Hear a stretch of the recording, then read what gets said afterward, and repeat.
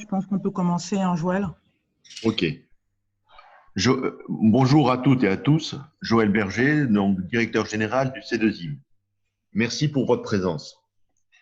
Tout d'abord, comme vous le savez, le C2IM, accélérateur de projets industriels, matériaux, énergie et procédés, est un outil de proximité au service du développement des entreprises et de leurs projets. Aujourd'hui, notre objectif est de faciliter la relance et le développement économique de nos entreprises suite à la pandémie du Covid-19. Dans ce cadre, il nous a semblé opportun de présenter à nos dirigeants d'entreprise un outil qui permet de réussir leur déconfinement.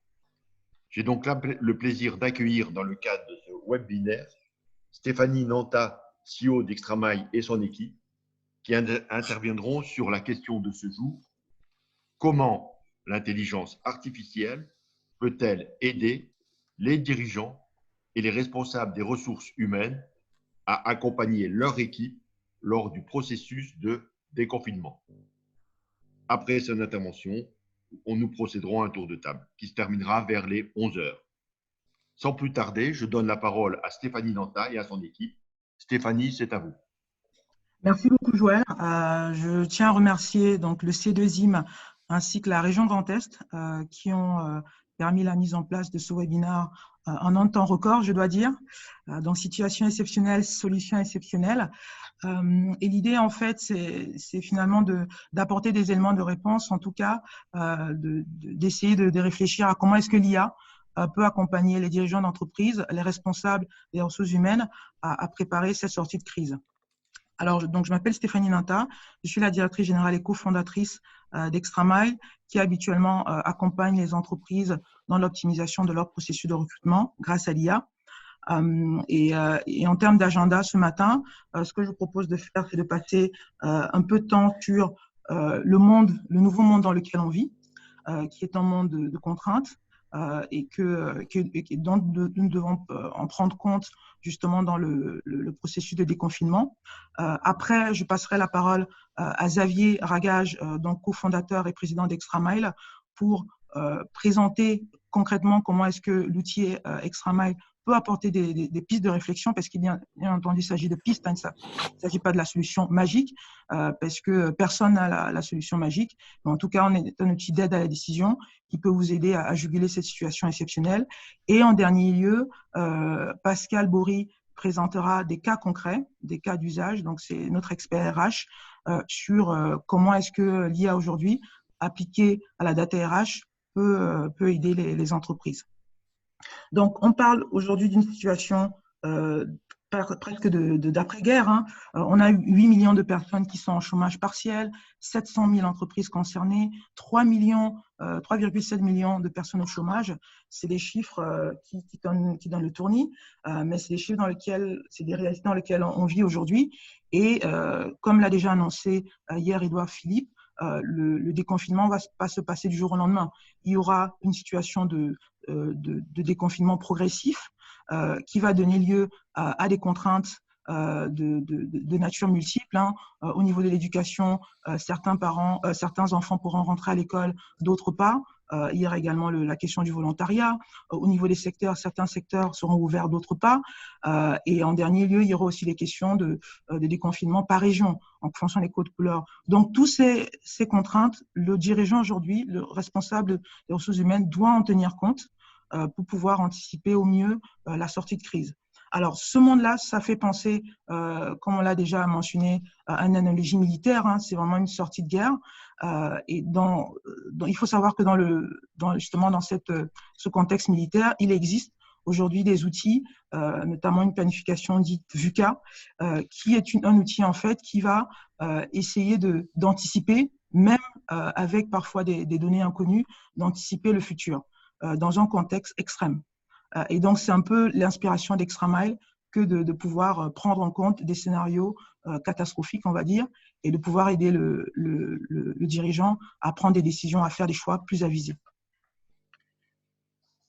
Et alors, l'objectif, alors il est double. Hein, à très court terme, c'est de pouvoir apporter des réponses, en tout cas des éléments de réponse à ces situations. Donc, notamment se dire quel pourrait être le profil qu'on pourrait déconfiner en premier, quelles pourraient être les régions sur lesquelles on pourrait axer notre reprise, comment réallouer les ressources dans ce contexte de contrainte.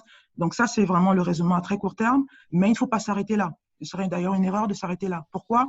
Ben déjà, pour ne pas non plus verser dans la psychose, on parle de deuxième vague. On parle aussi d'autres crises qui, on espère, ne seront pas aussi catastrophiques que celle-ci, mais qui pourraient finalement être des catastrophes naturelles qu'on peut vivre, par exemple des tempêtes, des choses comme ça, et qui empêcheraient, par exemple, l'activité de production. Dans ces cas de figure, dans ces cas de scénario, comment est-ce qu'une entreprise peut anticiper au mieux sans être forcément dépourvue comme elle a été dans cette crise? Et donc, la question derrière, ce sera aussi d'imaginer un outil qui puisse anticiper, prévoir et aider le recruteur et le dirigeant à être beaucoup plus précis dans ses choix à l'avenir et ne pas être totalement, ne pas être amené à forcément avoir des choix extrêmes comme la fermeture d'une usine ou de mettre tout le monde en chômage partiel. Donc voilà de quoi il est question. Sans plus tarder, je vais laisser la parole à Xavier. Juste en termes de logistique, on ne l'a pas peut-être annoncé, mais en termes de Q&A, enfin de questions et réponses, on va prévoir 40 minutes à la fin de la présentation. Donc, n'hésitez pas au fil de la présentation à poser vos questions dans la fonctionnalité questions et réponses. Voilà. Donc, Xavier, je te passe la parole. Merci Stéphanie. Si tu peux juste passer à la slide suivante. Voilà, Stéphanie a bien posé le problème, c'est-à-dire qu'on est dans une situation totalement exceptionnelle, dite de guerre, en effet, comme l'a dit le président aussi de la République. Et du coup, la question est de savoir comment potentiellement nous pouvons aider à ça, c'est-à-dire que la plupart des entreprises, et plus encore quand elles sont d'une grande taille, vont devoir réadapter leur schéma de pensée et devoir intégrer dans leur vie économique, soit à court terme, soit à moyen terme, cette nouvelle donnée exogène de crise potentielle, de retour de crise, de scénario catastrophe qui n'existaient pas vraiment jusque-là. Donc, selon nous, selon notre approche tech, il est vrai que l'IA peut être un outil pour ça. Et on va donner quelques exemples pour pouvoir aller piocher dans les données, aller faire sortir des éléments, des KPI, comme on dit, des éléments clés, des chiffres, des scénarios, de l'organisation de la data pour pouvoir faire parler un petit peu une situation statique où on en est à un état T et comment une variance peut faire aller vers un état T plus 1. Donc, comment on peut pouvoir faire ça? Stéphanie, si tu peux passer à la slide d'après. D'abord, préciser un petit peu qui on est en deux mots pour dire comment on voit la chose. Notre idée étant de potentiellement, dans un souci un peu de solidarité et d'aide, de voir si ce qu'on fait concrètement chez Extramile peut être applicable rapidement dans un outil qu'on peut mettre sur le marché et à la disposition des entreprises. Donc, nous sommes une entité de data RH. Nous sommes une entité technologique basée sur l'IA qui faisons ce qu'on appelle du parsing d'informations, de documents RH, CV et offres. Je vais donner d'ailleurs un exemple après. Et donc, grâce à ce parsing, cette extraction de données, on peut faire pas mal d'outils.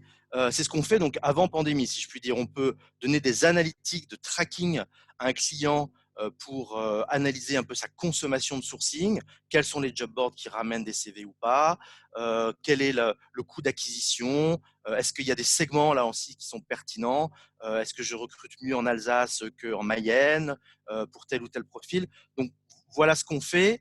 On peut donc au-delà de ces analytiques aider à ça, dire nous on va aller vous aider à sourcer à meilleur coût des meilleurs profils avec une approche qu'on appelle programmatique.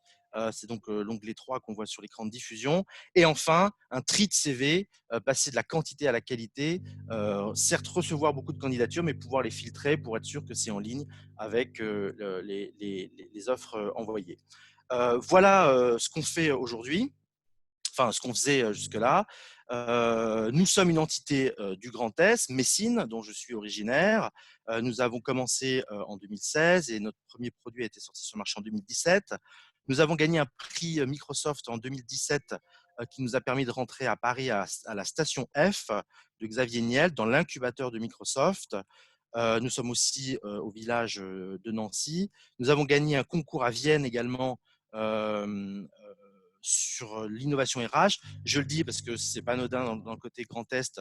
Il peut y avoir des éléments internationaux, français, allemands, donc on maîtrise ces éléments de sémantique. Et nous sommes en partenariat étroit avec l'acteur bien connu de l'INRIA et notamment sa branche Lorraine, du Lauria, sur cet ADN technologique qui est le nôtre. Donc rapidement aussi, donner des exemples de ce qu'on fait avant de passer un petit peu à ce qu'on propose. Ça vous montre concrètement ce qu'est ce parsing que j'ai évoqué, quelle est la technicité d'Extramile. Vous voyez sur la gauche un CV brut de forme. Au milieu, ce que fait l'IA, c'est-à-dire qu'il regroupe les informations, il repère ce qu'on appelle des labels ou des entités nommées. Et sur la droite, il va hiérarchiser, il va reconnaître ce qui est un numéro de téléphone, ce qui est un email, ce qui est une mission, etc., etc. Vous voyez d'ailleurs que les données sont anonymisées. C'est pas anodin dans un contexte de RGPD. Donc voilà, et ça c'est ce qui se passe dans le cœur du réacteur d'Extramile. Et donc on fait des analytiques à partir de ça dans les outils que je mentionnais brièvement. Voilà, des suivis de performance, des KPI, des ratios statistiques de consommation, etc. Donc ça nous intéresse, mais c'est pour voir un petit peu ce qu'on sait faire. Mais l'idée est de se dire comment rapidement on peut adapter ça à d'autres outils sur de l'analyse de ressources humaines en termes de cohortes et d'équipes. Quel est l'impact financier d'un vecteur qui bouge? Comment on peut transformer cette donnée dans une donnée RH signifiante et aider à manipuler des scénarios. Et donc, slide après aussi, Stéphanie.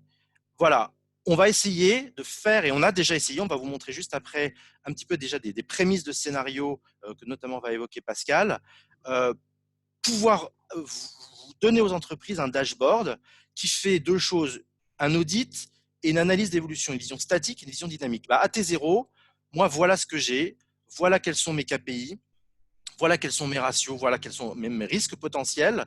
On va donner des exemples de KPI juste après. Je fais un stress test, c'est-à-dire quelque chose bouge, comme dans la crise actuelle. Ça peut être des sites géographiques qui sont inutilisables. Ça peut être une population qui, pour une certaine raison, ne peut plus retourner travailler. Par exemple, en cas de résurgence du Covid, des personnes d'un certain âge et non pas toute la population, non pas tous les employés, etc. Bref, faire un scénario à T1 et montrer l'évolution entre l'état qu'on avait et ce qui se passe si un des facteurs bouge. Donc brièvement et pour finir, quelques exemples de KPI juste ensuite la slide d'après. Voilà. Ce qu'on peut, avec les exemples que je vous ai montrés, cette extraction d'informations de parsing, ce qu'on peut faire, c'est analyser, en fait, faire des clusters autres que ceux qu'on fait au jour d'aujourd'hui, mais pour analyser le risque sanitaire d'une catégorie d'emploi, le degré de télétravail, des éléments de situation personnelle aussi, combien d'employés ont des enfants à charge, ce qui les rend plus ou moins susceptibles de pouvoir, dans un risque comme aujourd'hui, être de devoir travailler ou pas. On pense à des situations sur, par exemple, dans le grand commerce, les emplois de caissiers ou de caissières qu'on a évoqués pendant la crise. Voilà, peut-être que pouvoir privilégier les personnes qui n'ont pas d'enfants à charge par rapport aux mères de famille, etc. Des éléments de distanciation par rapport au domicile, etc. En fait, il y en a pas mal. C'est ça qu'on veut dire. On en a extrait pas mal. On voit qu'on peut extraire pas mal d'informations et du coup, organiser ça d'une façon opérationnelle et logique. Et je pense que c'est bon de ce côté-là. Et du coup, on va pouvoir passer, si tu passes à la slide d'après, Stéphanie, à Pascal, qui va pouvoir donner des exemples sur d'ores et déjà comment on peut articuler ces éléments-là. Et le but étant de faire un outil directement utilisable assez vite sur cette base-là. Pascal, je te laisse la parole. Oui, bonjour. Donc, dans la continuité de ce que vient de vous expliquer Xavier, là, on va vous montrer deux planches avec vraiment des exemples de tout ce que nous pourrions extraire à partir des données RH prises dans le SIRH, dans vos SIRH et données bien sûr anonymisées. En fait, il y a deux planches pour deux étapes. La première étape, c'est cette planche-là, c'est un état des lieux. On peut vous proposer sous énormément de formes différentes un état des lieux de la situation RH. Là, on a par exemple dans le Dans le cartouche en haut à gauche, on a réparti en différentes catégories la population. On peut imaginer que ces catégories sont des emplois critiques et plus ou moins critiques. On peut imaginer que les emplois catégorie A soient les plus critiques, c'est-à-dire ceux qui seraient essentiels pour le redémarrage de l'activité, au D qui pourraient être un peu moins essentiels ou au moins un peu moins essentiels immédiatement pour redémarrer l'activité. Un autre exemple d'état des lieux, c'est par catégorie d'emploi, ou plutôt la répartition du télétravail pour chaque catégorie d'emploi, mais on peut imaginer aussi pour une catégorie bien précise, le taux de télétravail actuel ou voire le taux de télétravail acceptable. Et puis un autre exemple à droite, Xavier en parlait, parce qu'on voit bien que pour dans certains cas, le fait d'avoir des jeunes enfants à la maison qui ne peuvent pas aller à l'école peut contraindre les salariés à rester chez eux. Donc, on pourrait, si cette information évidemment est disponible dans le SIRH, présenter par catégorie aussi la part des employés qui auraient des enfants à la maison et donc qui pourraient peut-être pas venir sur le lieu de travail. Là, on est vraiment sur deux états des lieux. J'ai pas parlé. On peut faire aussi évidemment un état des lieux par métier ou par compétence, ce qui évidemment peut être aussi tout à fait intéressant. À partir du moment où cet état des lieux est fait, là, on peut passer. Et, allons à la planche suivante, Stéphanie, s'il te plaît. Sur là sur un stress test, c'est-à-dire que on prend une situation et on fait une hypothèse sur l'évolution de cette situation et on regarde les conséquences en termes RH. Prenons une situation, par exemple, sur le gauche de la diapositive, au 29 avril, on est toujours à titre d'exemple. Hein. On a marqué sur une carte, puisqu'on peut aller aussi chercher la donnée géographique et la croiser avec les données RH, bien sûr. Donc, on marque sur une carte les zones à risque et les zones à risque plus ou moins fort. On pourrait ici imaginer qu'on pourrait marquer les départements autorisés à être déconfinés de ceux qui ne sont pas autorisés à être déconfinés. Je fais écho aux déclarations hier du Premier ministre. Et en croisant cette information-là avec la position et le lieu géographique d'habitation des employés, on peut en déduire la disponibilité des compétences que l'on voit en dessous. On voit tout de suite que la compétence conduire une enquête qualitative, alors on est vraiment à titre d'exemple, c'est une compétence qui se retrouve en très grande majorité dans des zones contaminées, ici, hein, qu'on voit sur la carte au-dessus, et donc qui serait difficilement redéployable ou en tout cas réintégrable au sein de l'entreprise. Et puis, l'idée de cette planche, c'est de montrer que si on fait l'hypothèse d'une évolution des zones, on voit bien que sur la carte de droite, bien, par exemple, la zone sud-Luxembourg a disparu. En revanche, la zone toulousaine est devenue une zone beaucoup plus contaminée. Et bien là, on revient, voilà Stéphanie, pour que je termine. Là, on voit que finalement, les compétences qui se retrouvent dans des zones contaminées ont changé. Alors là, on a mis une liste de compétences, c'est vraiment à titre d'exemple. On pourrait imaginer plutôt une liste de métiers. Et donc, on peut traduire, on pose l'hypothèse que une zone géographique est une zone où les individus ne peuvent plus bouger et on peut en déduire directement quelles sont les compétences non disponibles en fonction de ce scénario-là pour l'entreprise. D'ailleurs, moi, je voulais juste rebondir là-dessus, Pascal, pour bien dire, comme j'essaie de le montrer dans les éléments de KPI, que bon, là, c'est un exemple sur un cas qui relie type de compétences à éléments géographiques. Ça peut être croisé donc de différentes façons. Ça pourrait être donc type de métier, classe d'âge, taux de télétravail, etc. Et en fait, du coup, il y a plusieurs éléments de KPI, de features qui peut être mis, qui fait un ensemble de reporting et donc d'aide à la décision en croisant dans différents sens les éléments mentionnés, dont là, un exemple est montré. Donc voilà, donc je remercie Xavier et Pascal. Donc l'idée, c'est maintenant qu'on puisse passer à la phase de de questions-réponses. Alors, ce que je vais faire, j'ai arrêté le partage. Par contre, vous pouvez poser vos questions, comme je le disais, dans la partie. Il y a en fait une fonctionnalité qui s'appelle Q&R et en principe, vous pourrez poser vos questions. N'hésitez pas à le faire maintenant. Autrement, je vais peut-être commencer. Alors, je vois qu'il y a peut-être des questions sur le chat. Je ne sais pas. Ah non. Donc, je vais peut-être commencer. Donc, Xavier ou Pascal, d'après vous, aujourd'hui, quels pourraient être finalement les différents scénarios qu'on pourrait envisager grâce à la donnée RH qu'on maîtrise chez XtraMile?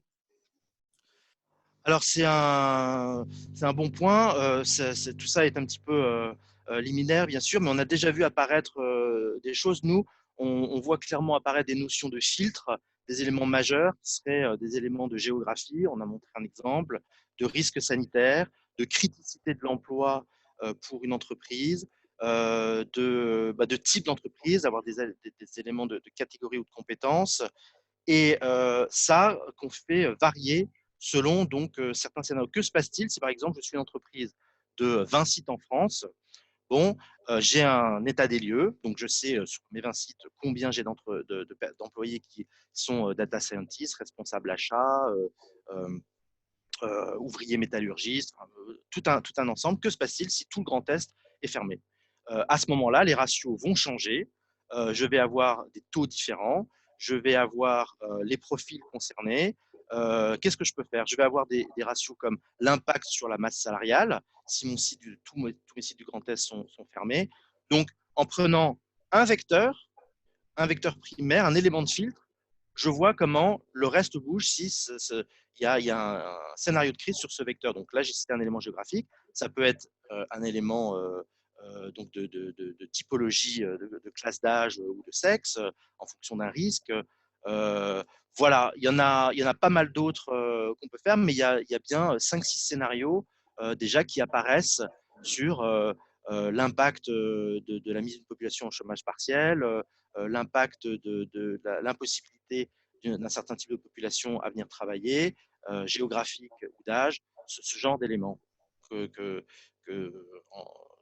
fonction d'entreprises intéressées, on peut mettre en avant sous forme assez vite, hein, je pense dans les 3 semaines qui viennent, sous forme d'un outil directement opérationnel. D'ailleurs, si tu peux repartager ton écran, Stéphanie, je voudrais juste montrer dans les éléments d'annexe pour dire qu'en fait, on peut aller télécharger la donnée assez rapidement d'un ensemble de sources. Si tu passes en annexe, et après je m'arrêterai là, sur ce point-là. Voilà, et le suivant, voilà. En fait, pour dire comment on a fait, non, celui d'avant, on a directement, nous faisons partie de Microsoft, comme je le disais, sur la partie en tout cas de l'incubateur Microsoft. Donc, on peut directement se coller sur des outils Microsoft. L'idée, ce serait de mettre ça dans un environnement Microsoft qui directement peut aller chercher de la donnée sur toutes ces formes indiquées. Donc, on voit que c'est très large. Ça peut être des bases de données, ça peut être des formats JSON, ça peut être une connexion API, enfin, c'est très large et il suffirait de se connecter pour aller chercher cette donnée que Pascal indiquait comme un outil SIRH, l'absorber, l'anonymiser et donc faire ces éléments de feature qui peuvent être des éléments de gestion de crise et de scénario. Ok, merci. Alors, il y a une question. Oui, Stéphanie, oui, merci et à vous et à Xavier pour la présentation de cette solution, en fait, qui est une solution clé en main et qui permet Exactement. aux dirigeants de piloter la progressivité du déconfinement de manière ciblée et avec cet objectif premier qui est de minimiser les risques. Est-ce qu'on peut dire que cette solution est un outil d'aide à la décision, bien sûr, mais également à la mise en place d'une organisation qui répondrait à un besoin de reprise par étapes tel qu'annoncé hier par le Premier ministre?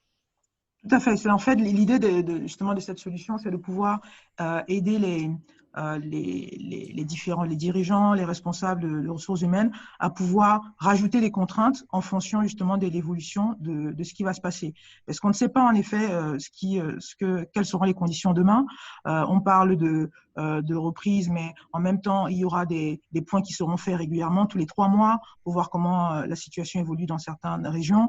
Donc, l'idée, c'est vraiment de pouvoir aider tout au long de l'évolution de l'après-crise, d'aider les dirigeants à prendre des décisions, à faire les bons choix sur la gestion de leur personnel. Et derrière, on a développé un outil qui prend en compte du coup les contraintes. Donc, nous, on a parlé de stress test, mais vous pouvez imaginer ça comme étant un outil qui va pouvoir finalement prendre n'importe quel type de contraintes. Ça peut être des contraintes géographiques, comme on l'a dit. Ça peut être des contraintes d'indisponibilité pour peut-être des raisons de maladie de certains employés. Ça peut être plein de types de contraintes qui peuvent venir à tout moment. Et ça, c'est quelque chose de dynamique qui va vraiment aider les entreprises. En fait, on s'est dit d'ailleurs que dans ce scénario de crise, justement, la fonction RH devenait en première ligne, si je puis dire. Et du coup, il y avait toutes ces questions qui sont apparues pendant la crise. Que se passe-t-il si je dois mettre au chômage partiel, si j'ai des problèmes géographiques, si on reconfine? Et effectivement, du coup, en fonction de ça, on se rend compte qu'en ayant cette utilisation de cette donnée RH et de cette création en cohorte, qui donc peut être de différentes sortes, comme j'indiquais, masse salariale, taux de télétravail, ça peut être même nombre d'heures de formation, après ça peut s'enrichir assez rapidement, et ça fait plusieurs scénarios, le but étant, comme dit Stéphanie, et comme vous le dites Joël, pas simplement des éléments de déconfinement, mais que se passe-t-il si une deuxième crise apparaît à l'automne, peut-être un petit peu différente, avec une réaction moins totale, le gouvernement demandant aux entreprises d'agir sur certains pans de leurs employés, pas tous. Du coup, lesquels, quels critères? Et cet outil vise à pouvoir aider à ça en montrant ce qui se passe, en choisissant tel ou tel critère. Alors moi, j'avais une question qui a été posée par Valérie Bonnet. C'est la forme d'une intervention de notre part, vente d'un logiciel prestation. Alors l'idée, c'est vraiment qu'on ait un outil qu'on mette à la disposition de l'entreprise. Pour l'instant, comme c'est assez nouveau, on n'a pas forcément d'ordre de grandeur, mais vraiment, compte tenu du contexte extrême dans lequel on vit, l'idée, c'est vraiment d'apporter déjà une solution, une réponse, des éléments de réponse à très court terme et d'aider les entreprises. C'est un peu on va dire notre apport dans cette crise exceptionnelle. Et derrière, après, les conditions financières, on pourra en reparler. Mais voilà, donc l'idée, c'est vraiment la vente d'un logiciel qu'on pourrait mettre à la disposition d'entreprises. D'ailleurs, le but, effectivement, on a d'abord pensé à la technique avant cet élément-là, et c'était pas. Je présentais un petit peu nos outils. Nous, quand la pandémie a commencé, on était en plein dans nos outils que j'évoquais un petit peu. Mais comme c'est sur la base technique de ce qu'on fait, ce serait probablement proche de ces mêmes outils, c'est-à-dire c'est généralement une formule de quelques dizaines d'euros par utilisateur ou quelque chose comme ça, et qu'on viserait à faire de toute façon aussi préférentiel dans les temps actuels.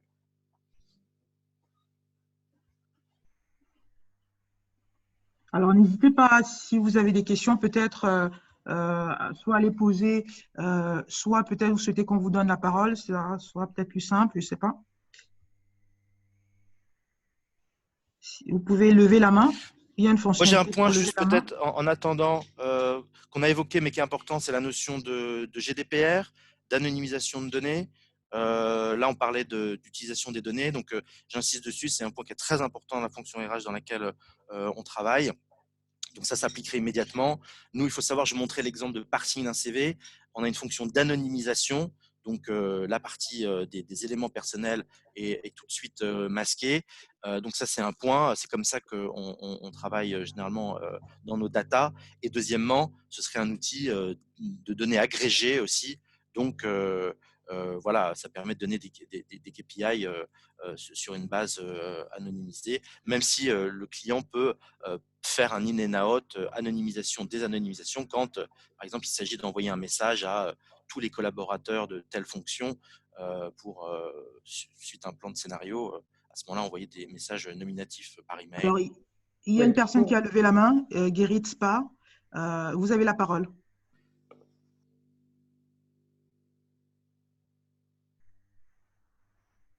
Allô, C'est faux. Guérit? Il faut enlever votre micro. Oui, Oui. vous devez enlever votre micro. Voilà, vous Oui, m'entendez là c'est mieux. maintenant? Oui, là c'est mieux, oui. Ok, excuse-moi. Je vous en prie. Je m'appelle Gary Spach, je suis le gérant de Trivisio SAS qui vient de s'installer à Utz avec l'intention de faire une production pour des hardware pour ce qui est la réalité augmentée et l'intelligence artificielle. Ça fait 20 ans que je travaille avec le Fraunhofer Institute en Allemagne et le DFKI, ça c'est l'Institut allemand pour la recherche et l'intelligence artificielle qui sont entre autres à Kaiserslautern, où il y a le professeur Didier Stricker, qui est un Français, qui est super compétent et qui est là depuis 20 ans. Voilà. Sur base de cette expérience que j'ai eue avec ces instituts et aussi avec l'industrie, surtout l'industrie allemande et américaine, on a appris deux choses.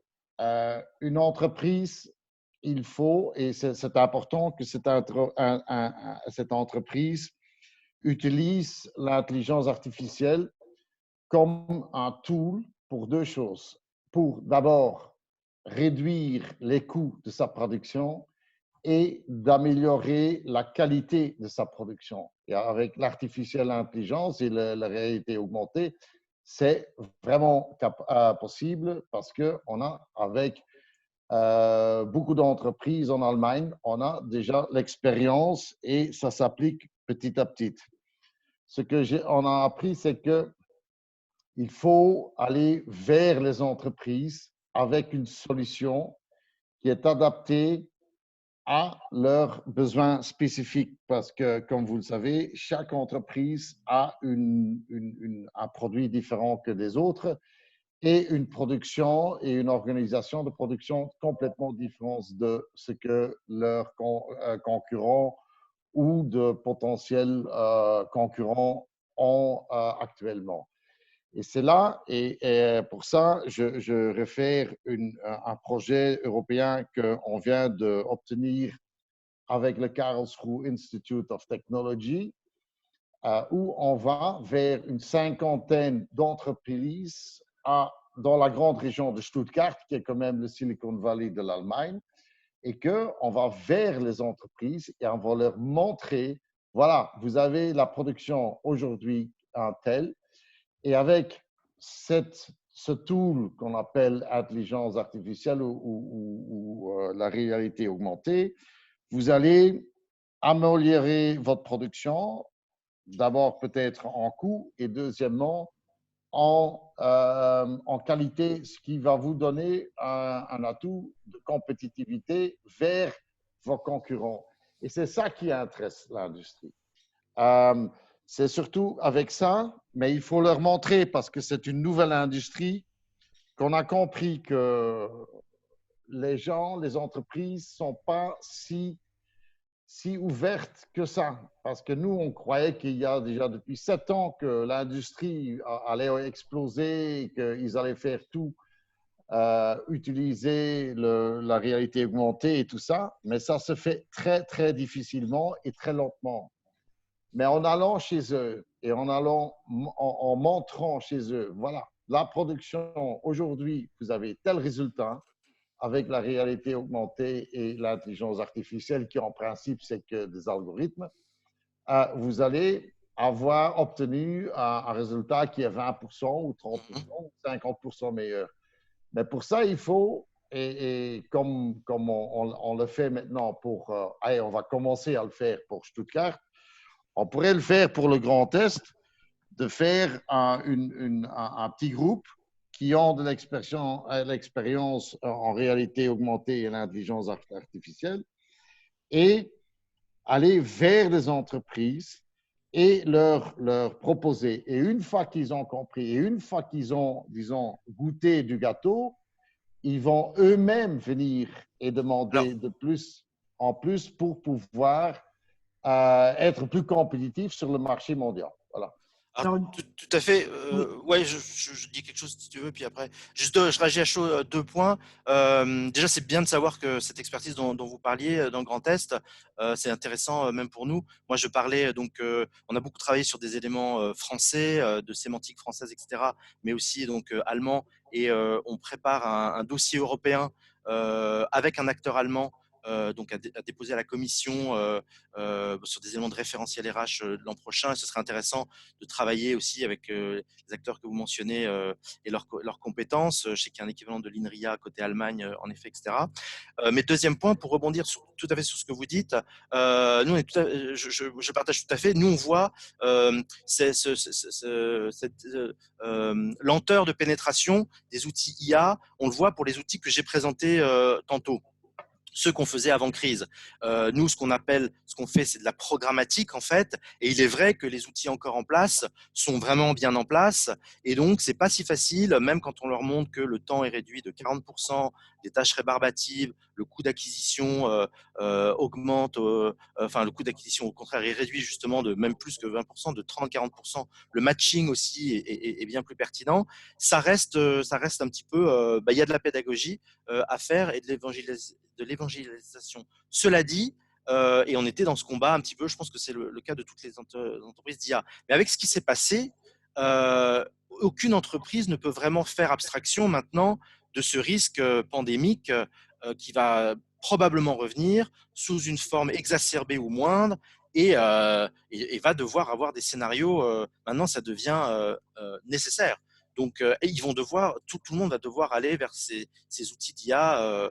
Je pense que c'est bien, et nous, on voudrait participer à ces éléments de lobbying dont vous parlez pour aller pouvoir faire un groupe et parler aux entreprises. Mais cela dit, je pense que maintenant, l'ensemble des entreprises ont aussi acté qu'elles allaient devoir renforcer cette digitalisation ou ces outils basés sur l'IA pour les aider. Je ne sais pas ce que tu en penses, Stéphanie. Oui, sachant que, bon, quand même pour revenir quand même au cadre du débat, l'idée c'est vraiment pour ce webinaire de se concentrer sur finalement cette sortie de crise, hein, parce que c'est un peu la thématique, et de voir dans quelle mesure l'IA peut apporter une réponse dans ce contexte, notamment sur la gestion des ressources humaines. En effet, il y a en effet des problématiques de lenteur, mais là aujourd'hui on fait face à une situation qui est si exceptionnelle qu'on doit trouver des solutions, et nous on a pu mettre en place une approche en quelques jours. Et l'idée, c'est vraiment de pouvoir échanger avec vous sur concrètement, est-ce que cette approche peut être pertinente, ou alors quelles sont les problématiques auxquelles vous faites face ou vous anticipez de faire face post 11 mai, voire plus loin. Donc voilà, c'était aussi pour un peu recadrer le débat sur la problématique présente. Ouais. Et ça, d'ailleurs, je crois que c'est prévu, je rebondis juste là-dessus, je crois qu'on avait prévu ça, ou peut-être en lien avec Joël. Nous, on aimerait bien, avec votre tour, tous les participants, on espère qu'on a compris un peu le feature. C'est nous, on a, comme je le disais, on a quelque chose de ready to go qui pourrait être prêt dans quelques semaines, très facile d'accès en cliquant sur un lien et avoir accès à tous ces éléments, moyennant la connexion aux outils RH, mais de voir sur quels axes vous souhaiteriez qu'on appuie plus sur des données financières, justement, sur des données d'organisation, sur des données, en fait, là, les modèles peuvent changer un petit peu, et avec le feedback d'entreprises pilotes, par exemple, on pourrait tailler l'outil dans le sens un petit peu de ce que disait monsieur, sur quelque chose de spécifique, mais faire ressortir qu'est-ce qu'il faut appuyer le plus. Voilà, thématique d'organisation d'espace de travail, thématique financière. Et finalement, il y a pas mal d'axes, mais par lesquels on pourrait commencer. Quelles sont les plus pertinentes? Ça serait une information importante pour nous. Alors moi, j'ai une question. Alors, Voilà, ça va peut-être aller dans le sens de ce que tu viens de dire, et peut-être Pascal, justement, tu peux y répondre. Alors, donc, c'est une question de Bruno Ferry. L'outil intéresse les DRH, mais pour les petites PME ne disposant pas de DRH en propre, l'outil inclut-il une fois le choix du dirigeant opéré parmi les probabilités issues d'une hypothèse posée, finalement d'une mesure d'impact réglementaire pour apprécier les conséquences administratives et réglementaires de son choix. Donc, est-ce que quelque part dans l'outil, on va permettre aux décideurs de pouvoir avoir des impacts, des analyses d'impact en fonction d'un choix qu'il aurait pris? C'est un peu ça la question. Alors, ça fait partie des éléments de feedback que je pensais, c'est très pertinent. Oui, ça fait partie des éléments qu'on peut lister. Donc déjà sur le lien DRH management, ça c'est clair, c'est un outil de pilotage. Ça peut être par la fonction RH, en tout cas c'est sur la base de données RH, mais ça vaut à vocation du dirigeant. Alors j'ai entendu le mot réglementaire, etc. C'est effectivement quelque chose qui peut être pris en compte. En fait, il faut un petit peu le lisser. Mais moi, quand je travaillais les axes de masse salariale, de choses comme ça, on voyait très bien l'impact aussi. Quid si je mets tant de personnes de telle activité au chômage partiel, ou si je suis obligé de faire une rupture conventionnelle, ou si je suis obligé de faire de licencier. Enfin, et ça, ce coût peut être, par exemple, intégré, anticipé, et ça peut faire des scénarios. Donc, c'est un élément de politique réglementaire. Il peut y en avoir d'autres. Donc, en fait, je pense que si en amont, c'est posé, c'est intégré, c'est quelque chose qui, effectivement, dans le domaine de l'IA, peut être annoté, comme on le dit, et lu, du coup, pour faire des scénarios. Donc, à décliner, mais oui, et notamment dans les éléments financiers, moi, je voyais très clairement déjà apparaître des scénarios différents. Si on dit, je veux mettre tous mes employés de type A en chômage partiel, je suis obligé de m'en séparer, ou même, je dois en recruter. À l'inverse, je dois recruter 20%. Quel est l'impact sur mon coût et sur ma masse salariale? Ça, c'est des ratios qui peuvent exister. Je voudrais ajouter une chose, si tu le permets, Xavier. Enfin, en tout cas, revenir sur des choses qu'on a déjà dites. Moi, j'ai parlé d'un état des lieux de la situation RH, et il faut bien avoir, que ce soit une entreprise qui a une DRH ou une entreprise qui n'en a pas, une des forces d'ExtraMiles, c'est sa capacité. C'est ce que tu as appelé le parsing, en fait. C'est à prendre la donnée brute telle que mise à disposition par l'entreprise. Soit elle est sous forme de CV, soit elle est sous forme de profil des personnes, elle est dans un SIRH, elle est classée, elle n'est pas classée. C'est de prendre cette donnée et d'arriver à partir de cette donnée à faire un état des lieux. C'est-à-dire qu'il n'y a pas de travail supplémentaire de la part de l'entreprise ou de la fonction RH. Nous, oui, c'est bien de le préciser. ExtraMile, on prend la donnée et nous, grâce justement à l'intelligence artificielle, à ce fameux parsing qu'on fait sur un CV, mais qu'on peut faire sur n'importe quel type de document qui retrace le profil d'une personne, on peut aller en tirer un état des lieux. Et donc ça va en plus très vite, c'est-à-dire que la fonction RH ou l'entreprise ou le dirigeant n'a pas à reclasser, à refaire des tableaux Excel ou n'importe quel, ou sous n'importe quel format. On envoyait Access, on envoyait tous les formats que tu as montré. Donc vraiment, nous, on vient prendre toute la donnée telle qu'elle est, telle que vous nous la transmettez. Évidemment, on l'anonymise à des RGPD. Et ensuite, à partir de ça, on peut tout de suite faire un état des lieux. Et dans la foulée, après l'état des lieux, on peut élaborer des scénarios et vous dire, si c'est ce scénario-là, eh ben, les conséquences peuvent être celles-là. C'est ce scénario-là, vous avez la moitié de votre population qui est plus disponible. Ce scénario-là, vous êtes, si vous voulez, les gens sont en télétravail, donc ils vont être coincés, etc., etc. Ok, merci Pascal. Alors, on a une question de Bruno Ferré également. Alors, l'idée, c'est de savoir si on pourrait imaginer un coût qui serait par filière, on va dire. Donc, on peut imaginer un groupe de TPE, de PME qui pourrait être intéressé par l'outil, mais en effet, pour lisser les coûts qu'elle devrait engager chacune, on peut imaginer un prix global. Alors, la réponse est oui, on peut imaginer ce scénario. Comme on l'a annoncé, on n'a pas forcément encore réfléchi à un prix global. On a imaginé des fourchettes, mais en effet, on peut, si le cas se présente, réfléchir à un prix pour un groupe d'entreprises. Ça, c'est tout à fait envisageable. Et on peut en discuter peut-être séparément. Les éléments de facteur de prix, d'ailleurs, juste pour le dire, viendront en fait des éléments d'origine de la donnée.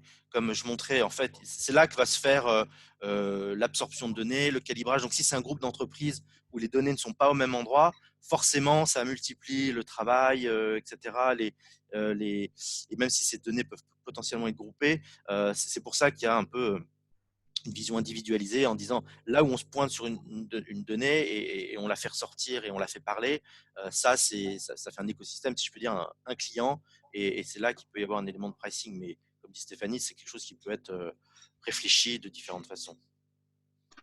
Moi, j'aurais peut-être aussi ouvrir le débat dans l'autre sens. Est-ce qu'aujourd'hui, peut-être une personne ou plusieurs peut prendre la parole? Est-ce qu'aujourd'hui, quelles sont les problématiques auxquelles vous pensez faire face le 11 mai? Donc, est-ce que vous avez déjà imaginé des différents scénarios? Quelle est, d'après vous, la priorité des priorités au niveau des ressources humaines? Alors, si vous voulez prendre la parole, vous n'avez qu'à lever la main et moi, je vous donnerai la parole.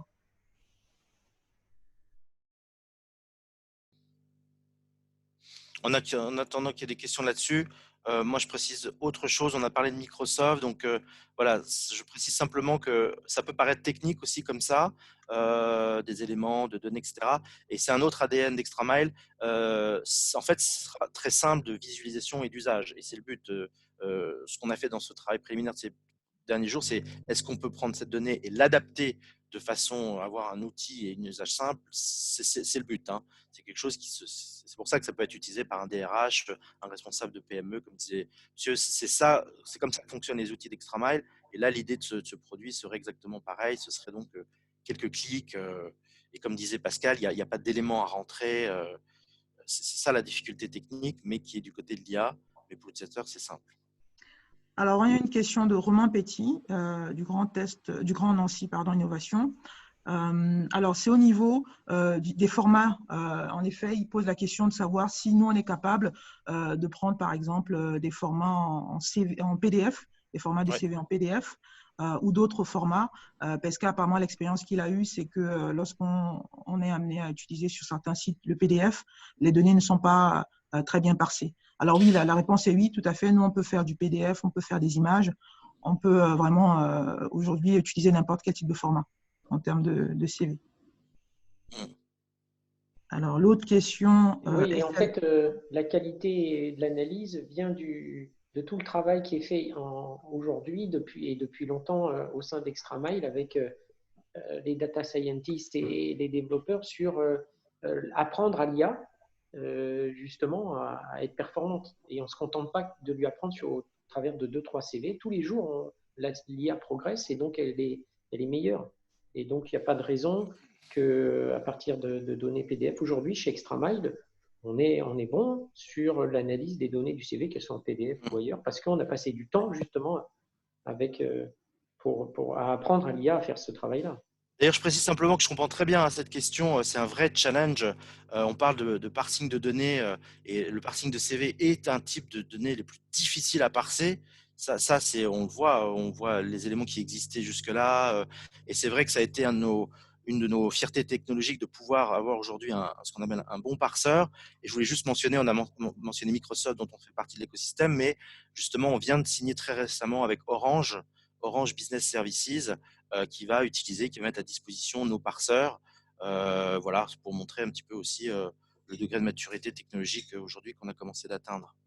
Alors, une question d'Anas Nagui, j'espère que je prononce bien son nom, sur les compétences. Alors, la question, c'est de savoir, est-ce que les compétences peuvent être répertoriées dans le SIRH? Alors, qu'en est-il des informations qui ne sont pas traduites en données? Par exemple, l'appréhension individuelle du risque, quand on annonce un scénario de reprise. Une compétence en notion disponible ne l'est pas réellement. Donc ça, c'est un point important. On n'a pas encore, dans notre outil, taclé tout l'aspect, on va dire, soft skill, donc l'aspect un peu émotionnel. C'est quelque chose qu'on espère pouvoir faire, mais vous avez raison, c'est essentiel. Mais aujourd'hui, dans l'outil, en tout cas, la première version qu'on va sortir pour adresser les problématiques de déconfinement, on n'a pas cette notion on va dire, beaucoup plus émotionnelle. Voilà.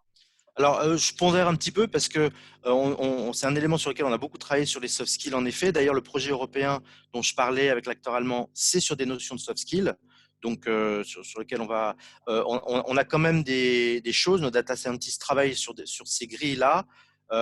C'est un élément certes complexe d'annotation, etc. Mais dans notre outil de tri de CV, par exemple, actuel, que je mentionnais dans une des slides, on fait un tri sur les hard skills, mais aussi les soft skills. Donc, c'est une espèce de table générique d'une quinzaine de soft skills, d'éléments. Ça pourrait s'intégrer du coup dans un rendu de KPI ou de ratio. Parce que donc, voilà, ça fait partie des ajustements qu'on a. C'est certes aussi un sujet très large, mais il y aurait peut-être déjà des points de KPI utilisables si c'est quelque chose qui paraît pertinent à certains participants. Et après, Bruno Ferry, alors un scénario possible, grouper des TPE offreuses de solutions pour définir une offre à destination d'entreprises nécessiteuses. Cela suppose d'agréger les compétences de chacune de ces TPE, donc d'analyser a priori une offre collective à concevoir. En effet, donc après, c'est vraiment des scénarios en effet qu'on peut imaginer. Pourquoi pas avoir mutualisé en fait une offre justement sur cette partie, on va dire cette partie Covid ou en tout cas reprise. Donc ça, on peut l'imaginer. Après, aujourd'hui, nous on est vraiment sur l'axe RH. Est-ce qu'il y a d'autres entreprises qui sont sur un autre axe? Bon, on peut imaginer collaborer avec elles, sachant que nous, on n'a pas forcément de visu en fait sur qui fait quoi. Mais voilà, à notre niveau, on peut déjà contribuer sur la partie ressources humaines. Alors, il y avait une personne qui avait levé la main, mais je pense qu'elle est partie. Je ne vois plus. Est-ce qu'il y a d'autres personnes qui veulent prendre la parole? N'hésitez pas à lever la main.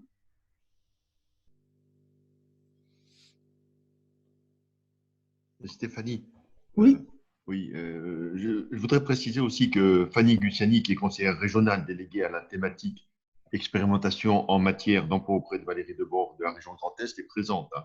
Et à ce titre, votre outil, je souhaitais souligner que la technologie développée par Xtramile est parfaitement un instrument de mesure institutionnel pour accompagner les territoires à réussir le déconfinement, comme l'a dit Bruno Ferry de la Direct et d'autres.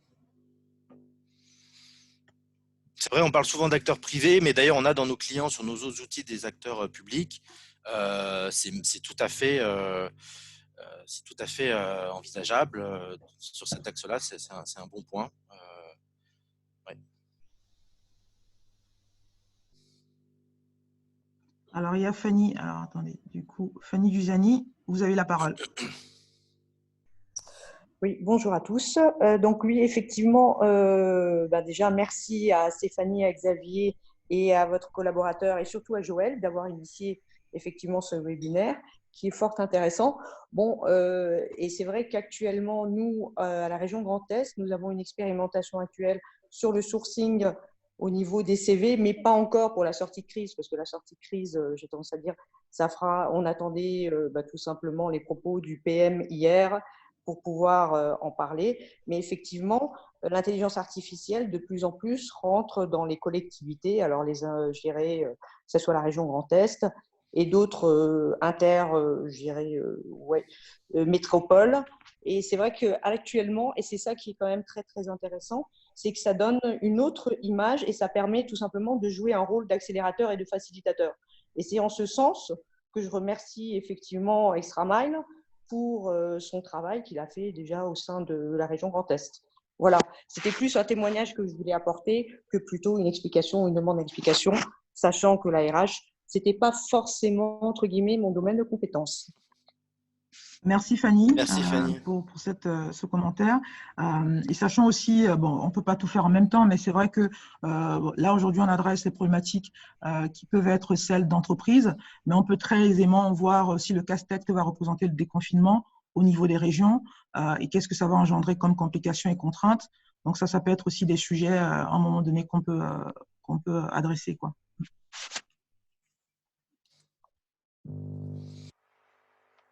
D'accord.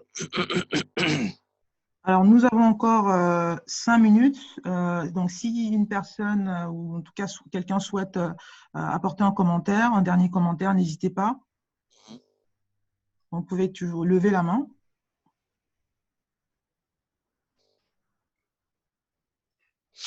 Autrement, on peut s'arrêter là.